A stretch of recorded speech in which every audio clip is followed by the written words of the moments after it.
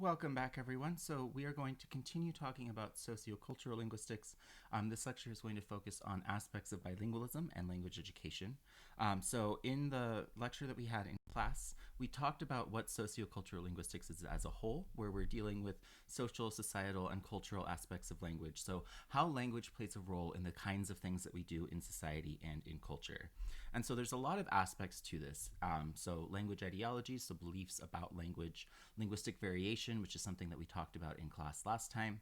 And we can see a lot of different kinds of ways that language plays a role in the kinds of things that happen around us. So we'll start by talking just very briefly about language ideologies. So many people, you may be familiar with the idea of an ideology, and this is generally a belief that is so ingrained that it appears to be natural. So we think about ideologies as points of view or sort of worldviews, but they're often so naturalized that it's hard to move out of an ideology or to think about an ideology in a different way because we're so ingrained with the kinds of ideologies that we have. And there's a lot of them that revolve around language specifically. So many people, and sometimes entire cultures, will have very strong beliefs and ideologies specifically about language, language use, and language users.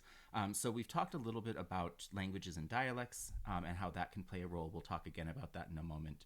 But some examples of this is that X language or dialect is prettier or better or more logical than this other language or dialect, or that people should or shouldn't say or write certain words or constructions or pronunciations, these kinds of things. So you can see that these beliefs can be very broad, but they can also be very specific. So things like prescriptive versus descriptive approaches are both ideological standpoints about language. People who have views that certain languages sound sexier or certain languages sound rude or ugly are also different beliefs and ideologies that surround language as well. And these kinds of things play into how we think about dialects and how we think about languages. So we talked at the very start of the semester about the difference between a dialect and a language, where dialects are most often seen as mutually intelligible, languages are often seen as not mutually intelligible, but there were also ideologies and also other sort of socio-political reasons why that's not always the case. But when we think about why these kinds of beliefs exist about languages or dialects, it's usually mostly because of the way that we perceive the people that are speaking them. So these are usually grounded in social ideas and cultural ideas about the people themselves rather than the actual language structures. But we need to remember, as we talked about on the first day of class, that linguistically there are no better or worse languages. There are no neutral languages. No one doesn't have an accent. And so the video that we have for this unit on Do You Speak American shows a lot of ways that we can see this. So in the African American English classroom, where they were using African American English in order to master mainstream English, you can see an example of how they're treating that language as equal to other forms of language, rather than trying to say that one form is better than another. So when we're thinking about where these different beliefs come from, it's usually because of things like prestige and prejudice about certain groups of people or about where they're coming from, rather than about the language itself. So this ties really closely into the way that people sort of react to these beliefs and these ideas about language. And nationalism and language is something that's very related to each other and has been for many years. So we see that not just in America, but especially in America, that there are a lot of people that believe in the idea of one nation, one language. So you frequently hear people say things like, you're in America, so you should speak English. And this isn't limited just to an American context. There are many other countries that have a sort of, we're a nation, we speak this language kind of ideology that surrounds it. But in America, historically, this wasn't always the case. We didn't always think of America as an English-only kind of country. It wasn't really until World War I that this started to happen. And so some of the reasons for that is that our biggest enemy during World War I was Germany. And German was the most common language in the US besides English during this time. Many people were second language German speakers or first language German speakers or bilingual speakers. At one point, German was almost an official language in the United States. So there was a lot of animosity towards German people and German speakers. So it became an issue, a sort of rallying point to say that, well, we're Americans, we're fighting the Germans, so we don't want you to speak German, so you should speak English instead. This was also around the time that we had finally had 48 full states, and so we had a coast-to-coast nation of states. And so this was also a push by Teddy Roosevelt wanting a common language to promote this idea of national unity and to create this sense that we are one country, and by doing so, we're going to use one specific language. And this is something that has had very profound impacts on how we think about language in our country as a result. So during the early 1900s, it usually took immigrants about 3 generations to start assimilating into English. So the first generation would come, they would speak their native language. The next generation would be bilingual in their native language and in English. And then the third generation would be more proficient in English and less likely to use their native language. But by the 2000s, it's actually only 2 generations and sometimes less than that. And so there's a lot of reasons that this drastic change has happened since this push for English only has come about. And so one of them is that immigrants themselves often hold this idea that if I'm in America, I should speak English as well as other people. So they often tend to not pass down their language because they want their children and they want future generations to have access to other things. And English is seen as a way to gain access to those. Also, there's a big push in gaining status as a citizen of the United States that you have to have English proficiency. And so as refugees come in or as immigrants come in, you do have to pass English tests. And so this is part of it as well. But also there's widespread schooling, there's widespread internet and different other kinds of technology where English is the primary means of engagement for those. So it's actually, even though people talk about how immigrants are they need to speak English, they're actually speaking English more and faster as they're coming into our country. So this is something that is not an actual thing to be worried about. So we're actually more worried about immigrants losing their native languages and not passing on their heritage languages to future generations more than we are about if they're going to gain access to English, because they're gaining access to English sooner and sooner. And usually, even if your parents were the ones that immigrated into the country, they're probably going to understand some English, and then chances are you, as the child of those immigrants, will already be proficient in English. So this is something that's happening very quickly and faster as time goes on. And part of the way that this can be affected, these ideas of nationalism and language and prestige and language, relate to official languages. So oftentimes you might think, well, do we have an official language in the United States? And the answer is no, we don't. We almost had German as an official language when we were first starting our country as a way to separate ourselves further from England. But we don't actually have one in the United States as a whole. But when you think about individual states, states like Idaho do have an official language, and that would be English. So these are typically policies that benefit the prestige language or the most dominant language in a speech community. And many states have adopted official languages, but the United States as a whole has not, despite a few attempts. And it's unlikely that we're ever going to have an adopted official language throughout the United States as a federal policy. It's something that's often seen as a state kind of issue. So many states do have official languages, and for the most part, it's English. There are only a few states that have other languages. So Hawaii includes Hawaiian. Alaska has about a dozen indigenous languages that are official languages. New Mexico, by de facto status, has English and Spanish as their languages. But most of these policies are designed to promote English or to preserve the idea of English being the language of the United States. And what official languages do in general, not just in America, but in other countries as well, this is largely an effect of colonization, is that it grants social and political power to some groups at the expense of others. So English still maintains this de facto official status, even though we don't have a law about it, because it is still the privileged language in our country. These official languages are often seen in other colonized nations where the official language is whatever the language of the colonizer was, and then the other native and indigenous languages are not given that same sort of status and political power. So it still maintains that idea of who is in power, even if they're seen as independent nations today. And a lot of this issue with official languages, with nationalism and language, the idea of we're in America, so we speak English, has played a huge role in what we see in language and education. So a lot of you are interested in becoming educators in some way or teaching language, whether it's English or another language. And the English-only movement has had a profound effect on our education system as well. So Idaho is actually one of the most recent states to make English an official language. It didn't happen until 2007. But what I want to talk about for some of the ways that language education has been affected by these kinds of policies is some of the things that have happened in California. So California has tried many times to restrict language usage both in and out of the classroom through these various English-only kind of policies. And you can see the back and forth that happens with these different kinds of propositions. So if you're not familiar with California's proposition system, there's very many propositions that are on the ballot each time. So we see that it's normal to have at least a dozen and sometimes more different propositions that you're voting on in each election cycle.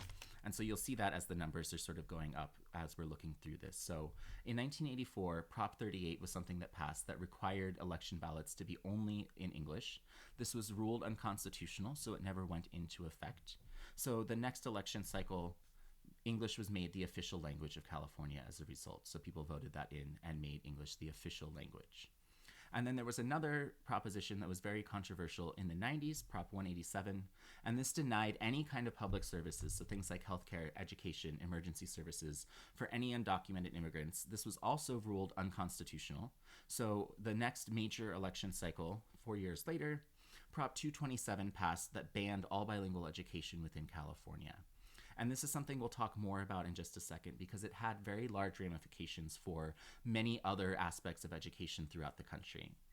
Recently, in 2016, Prop 58 passed, and this happened to repeal parts of Prop 227 to start allowing some aspects of bilingual education in the classroom again.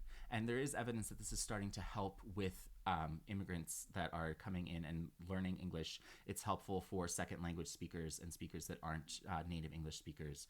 And so we are starting to see some positive effects of the changes that are taking place, but it'll probably still take a little bit of time to get any sort of specifics and numbers like what we had for Prop 227. So to talk a little bit more about Prop 227, this proposition stated specifically that children in California should be taught English by being taught in English. So you're using English as a means to teach English. And this has been a benchmark for many other states. This is a nationally known proposition that many other states modeled as well.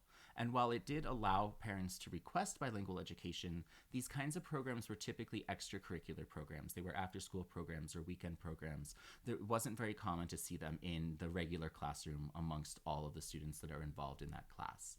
And this was said to have roughly a 92% failure rate. So you can imagine if you're just going into your first language class of a language you don't speak natively, and the teacher walks in on day one of Spanish 101, starts speaking in Spanish and never says a word of English to you otherwise, it would probably be really hard to pass that class.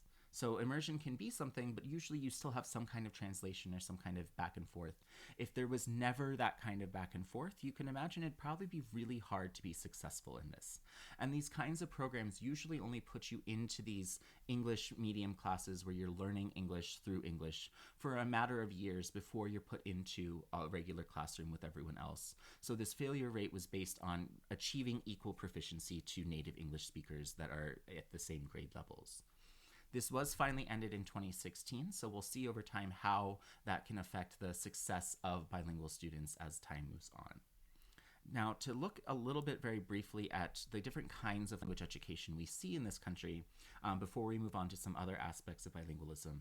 When we think about language education and teaching English to speakers of other languages, there's a few different ways that this happens. We have English medium methods where you're using English as the means to teach English. And so one that doesn't really exist anymore, but that was common in decades earlier, was just submersion, or known as sink or swim, where you would just be put into a classroom with everyone else who was native English speakers, and you either figured it out or you didn't. And so there wasn't really any direct aid, there wasn't really any direct language-specific education for you. You were just put into classrooms with everyone else and expected to figure it out. This doesn't really happen any longer. The most common kind of language education that we see throughout the country today is what's known as structured immersion. So this is often English as a second language or ESL classrooms. This is the most common form of bilingual education that we see in many areas. So you're in a separate classroom where you're learning aspects of English for a period of time, usually a handful of years, and then you're put into regular classrooms with other students after you've had some time to sort of immerse yourself in the language and have some guidance on learning English as a second language. But there are some other kinds of methods as well that are more explicitly bilingual in nature. So these ones refer to either different languages or different dialects. And so the transitional bilingual education, this is something that we see when there are more direct bilingual methods in some classes. And even some things that we've seen before in things like boarding schools, where they take what language you had and then have you replace it with English instead. So this is also known as a subtractive form of bilingual education, where they're using your native language in order to teach you to speak English instead of whatever that language was.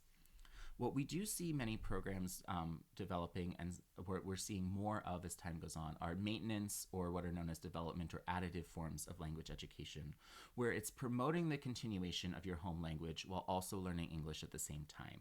So the LA classrooms from that video, where they're using African American English in the classroom in order to teach mainstream English patterns, is an example of this, where they don't have to try to remove that language, your home language or your home dialect, but they can use that as a tool to also learn English and say, this is how you say it in your native form, this is how you would say it in English, and it promotes the continuation and use of both forms side by side. And then finally, there's also dual immersion classes, where you're learning more than one language simultaneously in an educational setting. So this usually starts from a young age, and it can be something like Spanish and English, or Chinese and English, or French and English. And then as you grow older, you're continuing to learn multiple languages at the same time, and you're learning from these languages through all of your different subjects. So rather than just having a subject about a language, you might be having math in one language and science in a different language, or switching back and forth between different subjects and different languages, so that you become proficient and essentially native speakers of multiple forms, multiple languages at the same time. So that's the aspect about language education, some language ideologies. I'll switch now into talking about another aspect of bilingualism that's very common, and is known as code switching. So code switching, from a broad distinction, is just changing your linguistic variety in the same conversation, and sometimes within the same clause itself. And you can code switch between two dialects, so African American English or Standard English, or between two languages, so English versus Spanish, or other languages that you might be speakers of. And so this is a little bit different than thinking about registers, like when we were looking at variation, because we all have different registers that we're using every day. And that is in some ways a kind of code switching, but not in the same way as what we're thinking about with specific dialect changes or language changes. And one of the reasons for that is that code switching itself is often seen as a lower form of language use. People are often very pejorative towards this. But even though this is not seen as positive, or not seen as a good form of language, it's seen as sort of bad language. You can see these ideologies at play. Conversational partners have to be fluent in both of the varieties for code switching to properly occur. So it's actually a very advanced form of language usage. And so when we think about something like Spanglish, this is a very popular example of code switching. Speakers who code switch or who use Spanglish have full command of both languages. They know the grammar of English, they know the grammar of Spanish. They're fluent speakers of both of those languages, because you have to know the different grammatical rules of each language in order to properly switch between them. So these different pejorative views of code switching, and especially about Spanglish, are usually rooted in ideologies about things like immigration or Spanish speakers themselves, rather than about the language usage. And these are ideologies that even some speakers that code switch themselves will often hold true also, by saying, oh, it's a bastardization of language, or it's making the language worse. And there are people that can be recorded saying that they hate code switching, that they would never do it, and they're code switching while they're doing it. It's often a very unconscious form of language use. So an example that I'd like you to try to find later, if you haven't already seen it, I can't play the clip because of YouTube copyright issues, but there is a Key and Peele sketch where they sort of play around with some of these ideas of code switching in a little snippet that they have. So you can follow that link and watch it if you'd like, and you can kind of see an example of dialect kind of code switching. But what I'll be focusing on is looking at code switching that happens at various levels of discourse, and I'll be looking primarily at English and Spanish examples, since those are the languages I'm most familiar with, but this can happen across many different kinds of language. And the different levels of discourse that this happens in, the most common ones are things like intersentential switching, where you have a switch between sentence boundaries. You say one sentence in one language, and then you switch into another sentence at a different language. And then there's also things that happen within a single sentence. So this would be called intra-sentential switching within the sentence, where you start a sentence in one language and end it in another, or you might insert another language into part of the sentence. And then we also have tag switching. This is also a common one. And this is where at the beginning or the end of a sentence, you would switch a discourse marker in one language from the content in a different language. So these three are by far the most common of them. But there are times that you can also have switching even within a single word. And this is limited to languages that have enough morphology to do this, or languages that typically add morphology where other languages like English might add a different word. And so we'll look at some examples of each of these. So starting with intersentential switching, this is happening outside of the sentence or clause level, so a boundary between clauses. So an example of this would be someone saying, where is he going? Where is he going? Mi hermano no sé. And so you're responding in one language and then switching into another language in a different sentence. Intrasentential switching is something that's happening within a sentence or within a clause. So inside the same sentence, you're switching one language for another. And this can happen at the beginning or at the end. This can also happen in the middle. And there are different motivations and reasons why these might happen, and that's outlined in your book a little bit more. But some examples of this would be something like, Daddy, can I go también? Or, you remember what we found en esa casa? Or, my cat se murió y mi madre was very upset. So you can see that there's one language starting the sentence, another language switching in the second part of the sentence, or in the case of that third one, the middle part is what's changing between one language and another. And in that third one, the motivation could be because it's something that's very emotional, something that's affecting their affect in some way. And so that can cause some of those switches at times as well. For tag switching, this is something where it's just the discourse marker, the sort of piece that's at the beginning or end of a sentence that's not part of the content of the sentence itself, but switches from one language to another, depending on what you're used to using. So something like, pero I wanted to go with you, or sí, pues you didn't tell me that, or vamos a la playa mañana, right? Where the content is in one language, and then the tag switching, the tag at the beginning or the end, the various discourse markers are going to be in a different language. And then finally, the intra-word switching. This is something that is less common. It's not seen as frequently, and it's limited to languages that have morphology that allows this. So this is something that happens within a single word. So a couple of examples, one from Shona in English. Shona is spoken in Africa.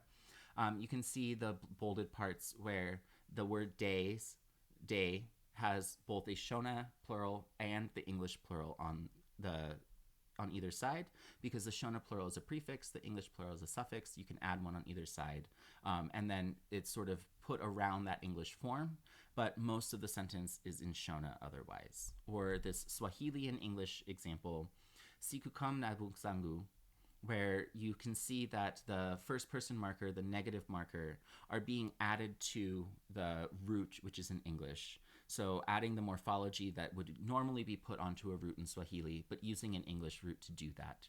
And then having some other code switching that's happening within that example as well. Now, even though there's lots of different ways to code switch, there are still limitations to what code switching can do. There are linguistic constraints that prevent a switch without having a matching grammar of both languages. So this is why you need to be a speaker of both languages in order to properly code switch. So you can see, if we look at an example of English and French, that if I have the red boat and then French bateau rouge, I can't switch between them because it would break the grammar rules of one or the other of those languages depending on if I tried to switch, because in English we put our adjectives before a noun, in French they're putting them afterwards, and so there's not a possible point to switch without breaking one of the rules. But for the word big in languages like French and Spanish can sometimes be moved around either in front or after and get a different interpretation. So big house or grande maison could actually be a point where you would actually be able to switch and put big maison or grand house because they're in the same order and it wouldn't be breaking the rules of that language. So to summarize our bilingualism story, Ideologies about language are often linked to beliefs and ideologies more about social groups themselves, about the people that are using language, rather than specifically about the language. And it's important to remember that all languages are equal. There's nothing inherently better or worse about any dialect or language. They're all equally complex linguistically. They can all convey the same information, even if they're doing it in different ways. So these ideas about promoting a single language or saying that one language is better than another are not about the actual language themselves. And oftentimes it's not understood as well as it should be that bilingualism is a strength, not a detriment. There's many studies that show that the brain is more developed with bilingualism, that it doesn't actually negatively affect you to grow up bilingual, and that it is a strength in many ways for mental processing, for language usage, for your just ability to function in societies. But even though there are these ideologies against bilingualism, immigrants are learning English quicker now than ever before, because oftentimes immigrants adopt an ideology that's similar, saying that English is a better language. There's more opportunities with English. And then finally, for code switching, this is not a bastardization of language like some people say, but it's actually a very highly complex function of being able to use two varieties fluently and know how to maneuver between the grammar of both of those forms. So if there are any questions, as always, email me, schedule an office hours appointment. You can normally bring them to synchronous class, but for the rest of this unit, we will not be meeting in person. So scheduling office hours or having an email sent to me is probably the best way to clarify things if you have any questions. So take care, and I'll talk to you later.